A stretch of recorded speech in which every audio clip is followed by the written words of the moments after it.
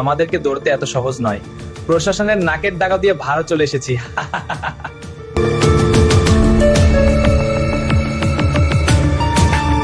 শরীফ ওসমান হাদিকে গুলি করার পর সেদিন রাতে ফয়সাল করিম মাসুদ ওরফে দাউদ খান সীমান্ত পার হয়ে দেশ ছেড়ে পালিয়ে গেছে। এমন খবরে যখন সামাজিক যোগাযোগ মাধ্যম ও রাজনৈতিক অঙ্গন উত্তাল, ঠিক তখনই চাঞ্চল্যকর তথ্য সামনে এনেছে rapid action battalion RAB. RAB জানায়, হাদিকে হত্যা চেষ্টায় জড়িত দুই প্রধান আসামি এখনও দেশের ভেতরেই অবস্থান করছে। শুধু তাই নয়, এই মামলায় ফয়সাল করিম মাসুদের ঘনিষ্ঠ সহযোগী কবিরকে গ্রেপ্তার করেছে র্যাব। র্যাবের একাধিক চিরুনি অভিযানে উঠে এসেছে আরও বিস্ময়কর তথ্য। অভিযানের সময় আটক হয়েছেন কুখ্যাত সুব্রত বাইনের মেয়ে মাদার গ্যাং নামে পরিচিত বিধিও। পুরো অভিযানটি ছিল একেবারে সিনেমার মতো, গোপন তথ্য, নির্ভুল নজরদারি আর হঠাৎ ঘেরাও। প্রশ্ন উঠছে, কিভাবে এত কৌশলে এই দুর্ধর্ষ অপরাধীদের নাগাল পেল র্যাব?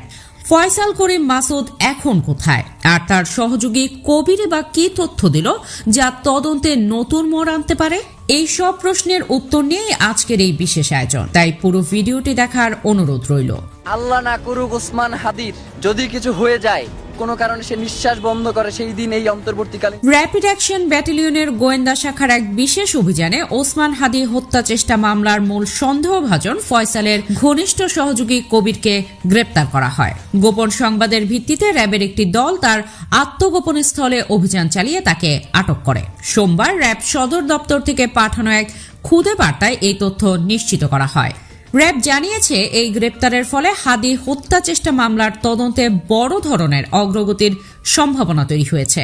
তদন্ত সংশ্লিষ্টদের ধারণা, কবিরের কাছ থেকে পাওয়া তথ্যের সূত্র ধরে এই মামলার সঙ্গে জড়িত অন্যান্য শাখা, সহযোগী এবং নেপথ্যের কুশীলবদের চিহ্নিত করা সম্ভব হবে। র্যাব আরও জানায়, গ্রেপ্তার কবিরকে খুব শিগগিরই মামলার তদন্তকারী সংস্থা ডিবি পুলিশের কাছে হস্তান্তর করা হবে।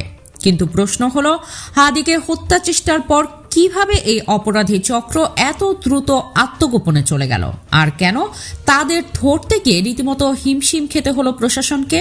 শরীফ ওসমান হাদিকে গুলি করার পর কোথায় পালিয়ে যায় তার সহযোগীরা? এই প্রশ্নের উত্তর খুঁজতে গিয়ে বেরিয়ে আসছে একের পর এক লোমহর্ষক তথ্য।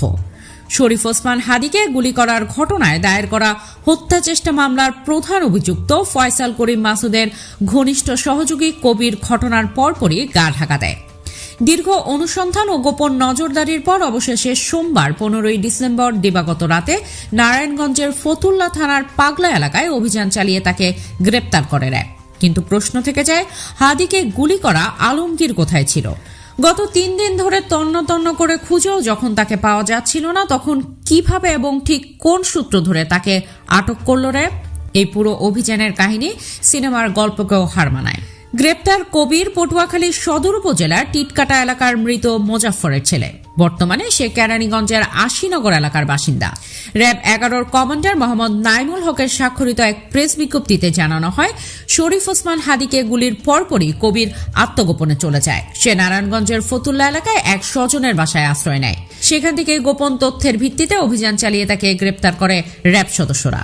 তদন্ত সংশ্লিষ্টদের ধারণা, কবিরের কাছ থেকে পাওয়া তথ্যের সূত্র ধরে এই মামলার আরও গুরুত্বপূর্ণ রহস্য। প্রাথমিক অনুসন্ধানে জানা গেছে, গ্রেপ্তার কবির ওসমান হাদিকে হত্যা চেষ্টার ঘটনায় মূল অভিযুক্ত ফয়সাল করিম মাসুদের অন্যতম ঘনিষ্ঠ সহযোগী।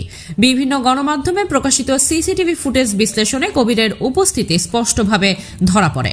ফুটেজে দেখা যায়, গত 4 ডিসেম্বর ইনকিলাব কালচারাল সেন্টারে ফয়সালের সঙ্গে একাধিকবার প্রবেশ করেন কবির। ঘটনার পরপরই গ্রেফতার এড়াতে অভিযুক্ত কবির, ফয়সাল করিম মাসুদ ও আলমগীর হোসেন আত্মগোপনে চলে যান।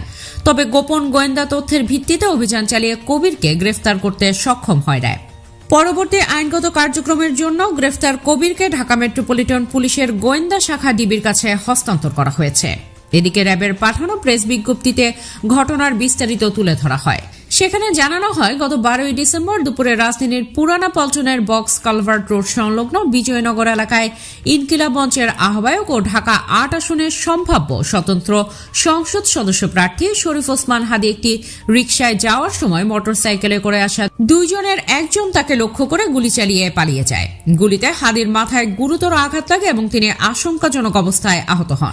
আইন শৃঙ্খলা রক্ষাকারী বাহিনী গুলি চালানোর সঙ্গে জড়িত সন্দেহে দুইজনকে শনাক্ত করেছে। তারা হলেন ফয়সাল করিম মাসুদ ও আলমগীর হোসেন।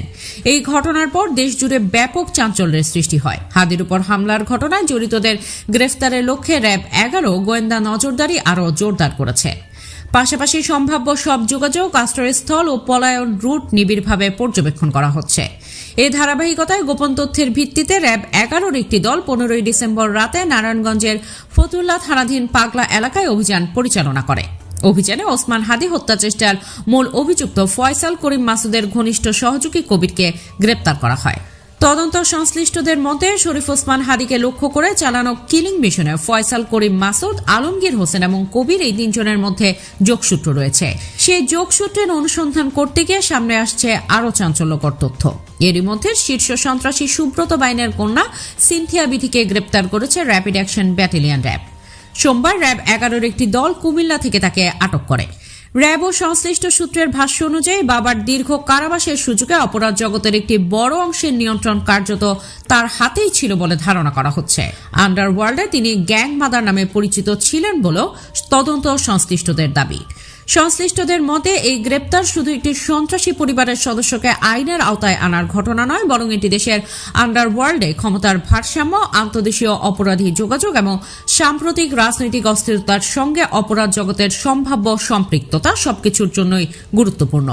উচ্চ পর্যায়ের একাধিক কর্মকর্তা জানিয়েছেন, রাজধানী ও সীমান্তবর্তী অঞ্চলে সক্রিয় সংঘবদ্ধ অপরাধ চক্র, বিদেশি অপরাধী নেটওয়ার্কের সঙ্গে যোগাযোগ এবং প্রশিক্ষিত সন্ত্রাসী দলের সঙ্গে লেনদেন, এসব বিষয়ে গ্রেপ্তার সিনথিয়া বিথির কাছ থেকে গুরুত্বপূর্ণ তথ্য পাওয়া যেতে পারে। গ্রেপ্তারের পর তাকে ঢাকা মহানগর গোয়েন্দা পুলিশ ডিবির কাছে হস্তান্তরের প্রক্রিয়া চলছে।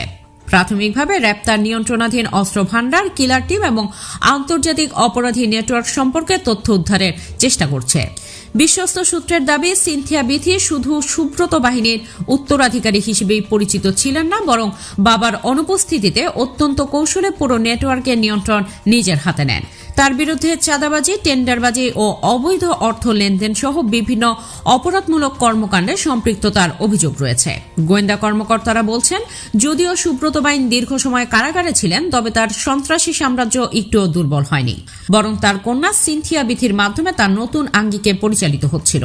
তিনি ছিলেন প্রযুক্তি নির্ভর, কৌশলী এবং অনেক ক্ষেত্রে আগ্রাসী। বাবার রেখে যাওয়া অস্ত্র ভান্ডার এবং প্রশিক্ষিত ঘাতক দলের সঙ্গে নিয়মিত যোগাযোগ বজায় রেখে দূর থেকে অপরাধ কার্যক্রম সচল রাখতেন তিনি। তদন্ত সংশ্লিষ্ট সূত্র জানায়, সিনথিয়ার কর্মকাণ্ড শুধুমাত্র দেশের আন্ডারওয়ার্ল্ডে সীমাবদ্ধ ছিল না। তার বিরুদ্ধে ভারতের কিছু সন্ত্রাসী গোষ্ঠী ও অপরাধ চক্রের সঙ্গে গোপন যোগাযোগের তথ্য পাওয়া গেছে। এই আন্তর্দেশীয় সংযোগের মাধ্যমে অস্ত্র ও অর্থ পাচার, সীমান্ত পথে কুরিয়ার নেটওয়ার্ক এবং হাওয়ালা ধাঁচের অর্থ প্রবাহের মাধ্যমে পরিচালিত হতো বলে সন্দেহ করা হচ্ছে। ডিজিটাল ডিভাইস ও কল রেকর্ড বিশ্লেষণে এসব তথ্য জানা গেছে।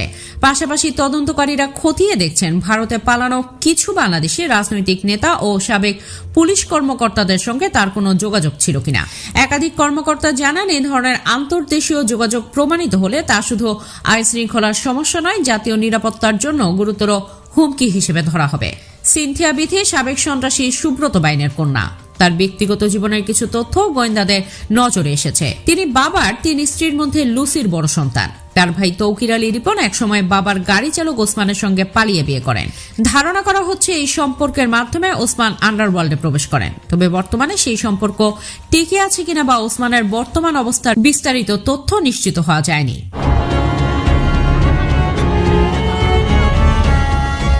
প্রিয় দর্শক, ওসমান হাদির অপরাধীদের বিচার প্রক্রিয়া নিয়ে আপনার কোনো মতামত থাকলে কমেন্ট বক্সে আমাদের জানাতে পারেন এবং এরকম তথ্যবহুল আরও সংবাদ পেতে চ্যানেলটি সাবস্ক্রাইব করে রাখুন। ধন্যবাদ সবাইকে।